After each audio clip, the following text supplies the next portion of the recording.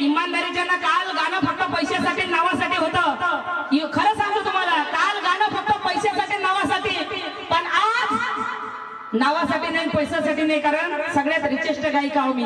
समाजात जेव्हा अंजली भारतीवर माझा समाज प्रेम करतो, कोणाच गायिकेवर प्रेम करत नाही. गर्वाने म्हणतो मी इमानदारीच्या सगळ्यात रिचेस्ट गायिका हो मी. मला कोणाच्या पैशाची गरज नाही आता ना, काही नाही. आता फक्त प्रोग्राम कशासाठी आहे माहिती का?